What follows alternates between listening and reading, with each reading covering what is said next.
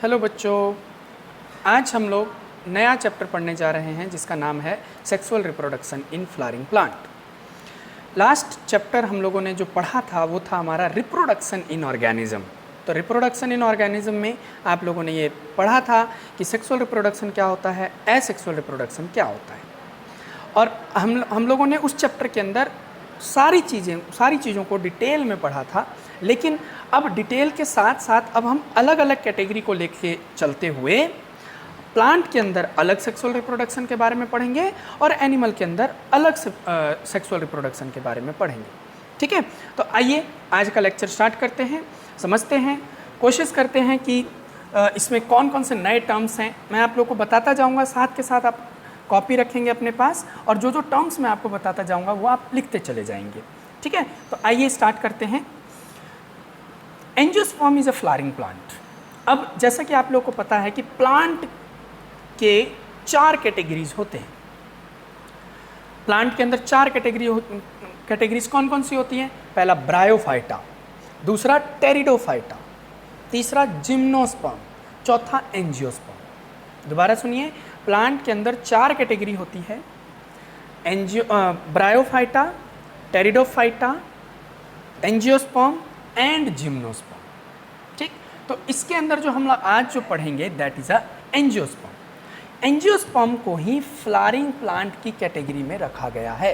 तो flowering plant की जो भी कैटेगरी होगी, आप समझ लीजिए जो फ्लावर प्रोड्यूस कर रहा है वो सारे आपके एंजियोस्पर्म होंगे। ठीक है, और उसी को बेटा एंजियोस्पर्म को ही दूसरे शब्द में फिनेरोगेम्स भी कहा जाता है। ठीक है, ये वो प्लांट्स होते हैं जो फ्लावर के साथ साथ फ्रूट भी प्रोड्यूस करते हैं और इनके अंदर सीड भी प्रेजेंट होता है। ठीक है, तो दोबारा समझिए, एंजियोस्पर्म को ही फिनेरोगैम भी कहते हैं। फिनेरोगैम का मतलब ये हुआ कि ये प्लांट्स ऐसे होते हैं, एंजियोस्पर्म ऐसे प्लांट्स होते हैं जो फ्लावर बियरिंग प्लांट्स होते हैं, साथ में इनके अंदर फ्रूट भी बियर होता है और सीड भी प्रेजेंट होता है। तो ये सीक्वेंस आप ध्यान रखिए, फ्लावर होगा, फ्रूट होगा, सीड होगा। ठीक है, now flower is a reproductive unit. अब फ्लावर करता क्या है? किसी भी प्लांट के अंदर फ्लावर करेगा क्या? तो फ्लावर सिर्फ ब्यूटी को नहीं बढ़ाता, किसी भी प्लांट के ब्यूटी को नहीं बढ़ाता, फ्लावर एक रिप्रोडक्टिव यूनिट भी है, यानी कि रिप्रोडक्शन में भी हेल्प करता है। ठीक है, तो अगर आपसे पूछा जाएगा कि which is the reproductive unit of plant, तो आप सीधा सीधा लिखेंगे flower is a reproductive unit of plant. Clear? अच्छा, अब हम लोग फ्लावर के स्ट्रक्चर के ऊपर आ जाते हैं। तो एक फ्लावर अगर आप देखें, China rose is a good example, जिसके अंदर सभी चीज़ें क्लियरिफाई, बिल्कुल क्लियर कट इन्फॉर्मेशन हमें कहाँ मिलेगा? हमें मिलेगा बेटा चाइना रोज प्लांट के अंदर, चाइना रोज फ्लावर के अंदर। लैब के अंदर भी हम लोग कोई भी एक्सपेरिमेंट करने के लिए चाइना रोज का इस्तेमाल करते हैं। ठीक है, तो आइए चाइना रोज को थोड़ा सा अपने दिमाग में मेमोराइज करते हैं, समझने की कोशिश करते हैं। 11th क्लास में मैंने आप लोग को जो प्रैक्टिकल करवाया था चाइना रोज का, तो आप लोगों ने देखा था कि चाइना रोज के अंदर क्या क्या चीज़ें होती हैं।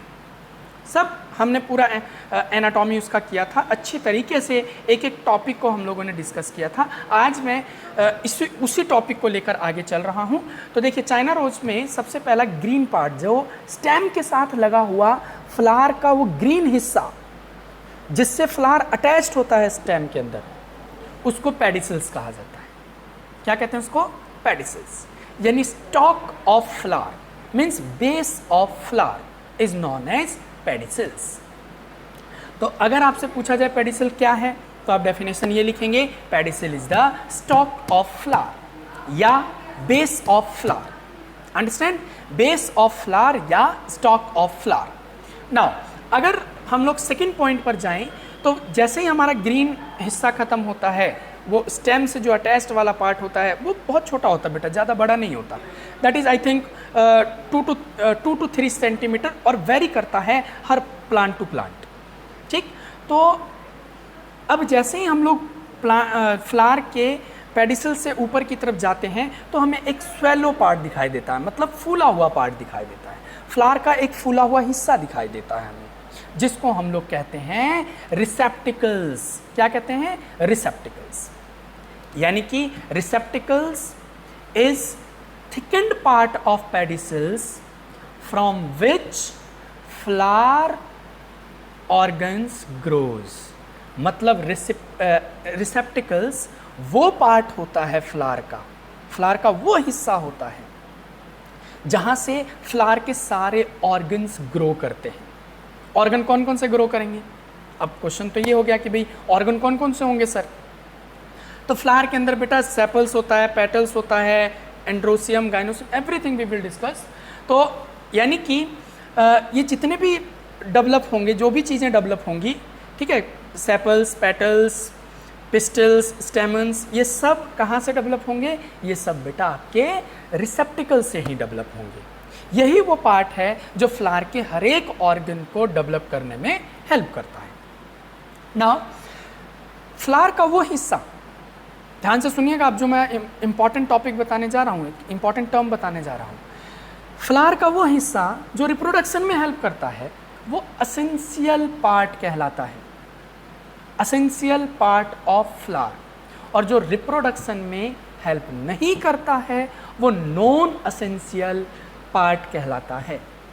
अब हमें पता करना है कि भाई फ्लावर का कौन सा हिस्सा एसेंशियल पार्ट है और कौन सा हिस्सा नॉन एसेंशियल पार्ट है। तो देखिए, जो ग्रीन हिस्सा, जैसे ही वो जो मैंने पेडिसल्स बताया था, पेडिसल जैसे ही खत्म होता है एक लीफ लाइक स्ट्रक्चर दिखाई देता है हमें, ठीक है, जहाँ पर उस लीफ लाइक स्ट्रक्चर को, जहाँ से पेटल्स जुड़े हुए होते हैं, लीफ लाइक स्ट्रक्चर को बेटा क्या कहा जाता है? उसको सेपल्स कहा जाता है। सेपल्स, जब बहुत सारे सेपल्स जुड़ गए वो वर्ल बना लेते हैं। वर्ल का मतलब होता है गोल, गोला जैसा होता है। मान लो किसी के अंदर 5 वर्ल प्रेजेंट है, 5 सेपल्स प्रेजेंट है, तो ये कंप्लीट सेपल्स को हम लोग क्या नाम देते हैं? कैलिक्स नाम देते हैं। क्या नाम देते हैं? कैलिक्स। अच्छा, यही से कैलिक्स के जस्ट बाद अलग अलग कलर के आपको पेटल्स दिखाई देंगे। पेटल्स जो प्लांट के या फ्लावर के ब्यूटी को बढ़ाने में हेल्प करता है, और कोई काम नहीं है, ये ब्यूटी को बढ़ाता है फ्लावर के, या फिर इसका एक और काम है बेटा, ये परफ्यूम वगैरह बनाने में या उसको खुशबू प्रोवाइड करने में हेल्प करता है। ठीक है, तो आप समझ में आ गई बात। नंबर 1, जो नॉन एसेंशियल पार्ट कौन कौन से हुए? एक हुआ सेपल्स और दूसरा हुआ petals. A group of sepals is known as calyx, a group of petals is known as corolla. क्या? कोरोला। ग्रुप ऑफ पेटल्स, जब बहुत सारे पेटल्स जुड़ जाते हैं तो उसको हम लोग कोरोला के नाम से जानते हैं। तो these 2 things in the plant are non essential parts. Now अब हम लोग सेकेंड पार्ट में आते हैं, जो एसेंशियल पार्ट होता है। एसेंशियल पार्ट जो रिप्रोडक्शन में हेल्प करता है, फ्लावर के रिप्रोडक्शन में हेल्प करता है। उसमें एक हो गया आपका एंड्रोसियम और दूसरा हो गया gynoecium. These 2 are essential parts of flower. तो मेल रिप्रोडक्टिव पार्ट को एंड्रोसियम कहा जाता है और उसकी छोटी यूनिट को स्टेमन कहा जाता है। ध्यान से सुनिएगा, मेन रिप्रोडक्टिव ऑर्गन एंड्रोसियम हुआ और उसकी छोटी यूनिट क्या हुई? स्टेमन हुआ। अब बहुत सारे, जरूरी नहीं है बेटा कि एक ही मेल रिप्रोडक्टिव ऑर्गन हो फ्लावर के अंदर, बहुत सारे ऑर्गन्स भी हो सकते हैं। तो एक ऑर्गन को हम लोग सेपल्स के नाम से जानते हैं। इसी तरह फीमेल रिप्रोडक्टिव ऑर्गन्स जिसको गाइनोसियम कहा जाता है, और उसकी यूनिट हमारा होता है कार्पल या पिस्टल। उसको कार्पल भी बोल सकते हैं या फिर पिस्टल भी बोल सकते हैं। तो ये दोनों चीज़ें कौन कौन सी चीज़ें? एंड्रोसियम और गाइनोसियम। एंड्रोसियम की स्मॉलेस्ट यूनिट कौन सी है? स्टेमन। और गाइनोसियम की स्मॉलेस्ट यूनिट कौन सी है? कार्पल्स। ठीक है, तो फीमेल रिप्रोडक्टिव ऑर्गन को कार्पल्स कहते हैं, कार्पल्स या पिस्टल कहते हैं, और मेल रिप्रोडक्टिव पार्ट को एंड्रोसियम या फिर स्टेमन कहते हैं। अब ये डायग्राम में आप लोग देखिए, मैं आपको एक एक पार्ट समझाने की कोशिश करता हूँ डायग्राम से। ठीक है, तो ये देखिए, ये स्टेमन है, दिस इज ए स्टेमन। ये आपको कुछ एक फिलामेंट लाइक स्ट्रक्चर दिखाई दे रहा होगा, ऊपर एक बल्ज लाइक स्ट्रक्चर दिखाई दे रहा होगा, है ना, दिस पार्ट। तो स्टेमन के 2 पार्ट होते हैं, एक होता है फिलामेंट और दूसरा एंथर। ये हम लोग अभी डिटेल में पढ़ेंगे। इसी तरह फीमेल रिप्रोडक्टिव पार्ट, मतलब जो एसेंशियल पार्ट होता है, जो रिप्रोडक्शन में हेल्प करता है, दैट इज अ पिस्टल। और पिस्टल के अंदर बेटा पिस्टल 3 चीज़ों से मिलकर बना हुआ है। पहला हुआ स्टिग्मा, स्टाइल एंड ओवरी। क्या? Stigma, style and ovary. तो हमारा स्टेमन 2 पार्ट से मिलकर बना हुआ है, anther and filament. Pistol 3 part से मिलकर बना हुआ है, स्टिग्मा, स्टाइल एंड ओवरी। तो फ्लावर का स्ट्रक्चर आप लोग को क्लियर हो गया होगा। एक बार फिर से रिवाइज कर लेते हैं, मेमोराइज कर लेते हैं। Green part pedicels, swollen part at the base is known as receptacles, green flower like structure, leaf like structure that is known as sepals, colorful structure that is known as petals, male reproductive part is known as stamen and female reproductive part is known as pistil। ठीक है, यहाँ तक बात समझ में आ गई? Okay, चलिए अब हम लोग नेक्स्ट पॉइंट पर आते हैं, मेल रिप्रोडक्टिव पार्ट, जो कि मैंने अभी आपको क्या बताया था, mail reproductive part is androecium. Androecium is male reproductive part. जैसा कि अभी आपने थोड़ी देर ही पहले पढ़ा कि मेल रिप्रोडक्टिव पार्ट सिर्फ 2 चीज़ों से मिलकर बना हुआ है। पहला हो गया फिलामेंट और दूसरा हो गया आपका एंथर। Filament and anther. क्या? Filament and anther. Filament male reproductive part को, जिसको स्टेमन, हम लोग पूरा स्टेमन को अटैच करने में हेल्प करता है। अब वो बेटा किसी से भी अटैच हो सकता है, किसी भी पेटल से अटैच हो सकता है, या फिर स्टेमन से अटैच हो सकता है, सेपल से अटैच हो सकता है। याद रखिएगा, स्टेमन जो है वो सेपल से भी अटैच हो सकता है या फिर पेटल से भी अटैच हो सकता है। तो उसके अटैचमेंट में हेल्प करता है हमारा फिलामेंट। फिलामेंट के अभी हम पूरा अल्ट्रा स्ट्रक्चर देखेंगे उसका, तो आप देखोगे कि फिलामेंट के बेस पर एक बल्ज लाइक स्ट्रक्चर पाया जाता है, जो पेटल से या फिर सेपल से उसको अटैच करने में हेल्प करता है। ठीक है, तो आइए इसका स्ट्रक्चर पढ़ते हैं। It consist of whorl of stamens. Whorl मतलब अभी मैंने बताया था ना, गोल, यानी कि ये जो हमारा स्टेमन होता है ये गोलाई में प्रेजेंट होता है। या तो हर एक पेटल्स से जुड़ा हुआ होगा या हर एक स्टेमन से जुड़ा हुआ होगा, हर एक सेपल से जुड़ा हुआ होगा। ठीक है, या तो पेटल से जुड़ा होगा या फिर सेपल से जुड़ा होगा, वर्ल के फॉर्म में, गोलाई में प्रेजेंट होगा। ठीक है, नाउ अगर हम लोग आगे चलें इसी के आगे, तो स्टेमन बेटा 2 चीज़ों से बना हुआ है, जो कि जैसा कि मैंने अभी आपको बताया, एक बताया फिलामेंट और दूसरा बताया एंथर। एंथर बायलोब स्ट्रक्चर होता है। बायलोब मतलब 2 लोब्स होते हैं। ठीक है, लोब्स मतलब गोल गोल इस तरह से स्ट्रक्चर पाए जाते हैं। तो 2 लोब्स होते हैं, दोनों लोब्स को डिवाइड करने वाला, ठीक है, एक थीका होता है। तो एंथर की बात कर रहा हूं मैं, तो एंथर इज बायलोब स्ट्रक्चर। देखिए यहाँ पर देखिए, एक इस तरह से ग्रूव लाइक स्ट्रक्चर, एक इधर दिखाई दे रहा है, एक इधर दिखाई दे रहा है, दिखाई दे रहा है ना, ये देखो जैसे गेहूं का होता है ना, गेहूं आप लोगों ने देखा होगा, गेहूं में बीच में एक ग्रूव होता है और उसके 2 पार्ट डिवाइडेड होते हैं। ऐसा ही स्ट्रक्चर माइक्रोस्कोप में अगर आप देखें तो कुछ इस तरह का स्ट्रक्चर ही आपका एंथर का होता है, बायलोब्ड होता है। नाउ इन दोनों लोब को डिवाइड करने वाला एक लॉन्गिट्यूडनल ग्रूव्स पाया जाता है। देखो यहाँ पर लिखा हुआ है, longitudinal grooves separate this theca. इस थीका को लॉन्गिट्यूडनल ग्रूव्स ने डिवाइड कर दिया, 2 पार्ट में डिवाइड कर दिया। अगर हम इसको काटें, किसको? एंथर को अगर हम काटें तो हमें क्लियर कट इन्फॉर्मेशन अंदर दिखाई दे देती है कि एक लोब में 2 माइक्रोस्पोरेंजियम होते हैं। अब ये माइक्रोस्पोरेंजियम क्या है? जब आप कट करेंगे तो आप देखेंगे कि टोटल कितने लोब्स थे? 2 लोब्स थे।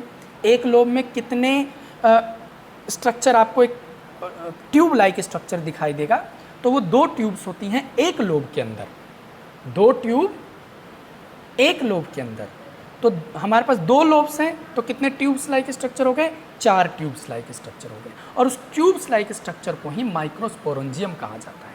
तो ईच लोब्स हैज 2 माइक्रोस्पोरेंजियम। तो यानी आप कह सकते हैं 1 एंथर हैज 4 माइक्रोस्पोरेंजिया। कितने माइक्रोस्पोरेंजिया हो गए?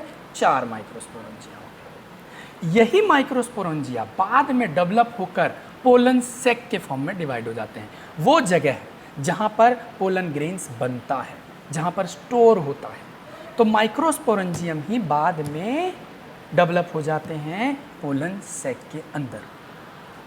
जब ये माइक्रोस्पोरेंजियम मैच्योर हो जाते हैं तो ये बर्स्ट हो जाते हैं, समझते हो, फट जाना। और फटने के बाद सारे पोलन ग्रेन इधर उधर बिखर जाते हैं। या तो उसको कोई इंसेक्ट लेके चला जाता है, हनी बनाने में हेल्प करता है, या फिर बेटा वही पोलन ग्रेन रिप्रोडक्शन करने के बाद, फर्टिलाइजेशन करने के बाद न्यू फ्लावर को और न्यू फ्रूट को डेवलप करने में हेल्प करेगा। ठीक है, अब अगर हम लोग माइक्रोस्पोरेंजियम के स्ट्रक्चर की बात करें, I am talking about one lobe, one microsporangium. तो एक माइक्रोस्पोरेंजियम की अगर हम बात करें तो माइक्रोस्पोरेंजियम 4 लेयर से बनी हुई है, 4 लेयर्स। कौन कौन से 4 लेयर? जो आउटर लेयर होती है उसको एपिडर्मिस कहा जाता है। क्या कहेंगे? एपिडर्मिस। ये देखो, outer layer is known as epidermis. Second layer is endothecium, third layer middle layer, fourth layer tapetum. तो 4 लेयर होती है। माइक्रोस्पोरेंजियम की 4 लेयर हो गई। Number 1 epidermis, number 2 endothecium, number 3 middle layer, number 4 टेप्टम। Okay, 4 के 4 लेयर आपको समझ में आ जानी चाहिए, याद होनी चाहिए। अब इनमें जो 3 लेयर हैं, ऊपर की जो 3 लेयर है कौन कौन सी? Epidermis, endothecium, middle layer. ये 3 लेयर ऐसी हैं जो प्रोटेक्शन में हेल्प करता है। सिर्फ प्रोटेक्शन, मतलब वो किसको प्रोटेक्ट करेगा? पोलन ग्रेन को प्रोटेक्ट करने में हेल्प करता है। लेकिन जो टेप्टम होता है, टेप्टम न्यूट्रिशन प्रोवाइड करता है। किसको न्यूट्रिशन प्रोवाइड करता है? ये टेप्टम जो है आपके पोलन ग्रेन्स को न्यूट्रिशन प्रोवाइड करता है। यानी पोलन ग्रेन्स जब डेवलप हो रहा होता है तो उसको ये न्यूट्रिशन प्रोवाइड करने में हेल्प करता है। तो देखिए 13 पॉइंट्स देखो क्या लिखा हुआ है। Outer 3 layer are protective in nature and helpful in dehiscence. Dehiscence मतलब अभी मैंने समझाया, बर्स्ट हो जाना। ठीक है, मतलब पोलन ग्रेन्स जब मैच्योर हो जाता है तो वो फट जाता है। तो वो कौन हेल्प करता है? वो आपका बेटा तीनों जो लेयर्स हैं, एपिडर्मिस, एंडोथीसियम और मिडल लेयर। दूसरा जो पार्ट है आपका कौन? टेप्टम। तो टेप्टम nourishing the development of pollen grains, मतलब पोलन ग्रेन के डेवलपमेंट में हेल्प करता है। क्लियर? इसी तरह एक और चीज है कि टेप्टम के अंदर, ध्यान से सुनिएगा, एक नया टर्म मैं आपको बताने जा रहा हूँ। जरूरी नहीं होता बेटा कि जो हमारा एंथर है उसके अंदर सिर्फ वो एक ही न्यूक्लियस हो, उसमें मल्टीपल न्यूक्लियस भी हो सकते हैं, बाई न्यूक्लियस भी हो सकते हैं। यानी टेपेटल्स सेल आर बाई न्यूक्लिएटेड और मे शो पोलीप्लॉइडी। पोलीप्लॉइडी का मतलब होता है मैनी न्यूक्लियस। क्लियर?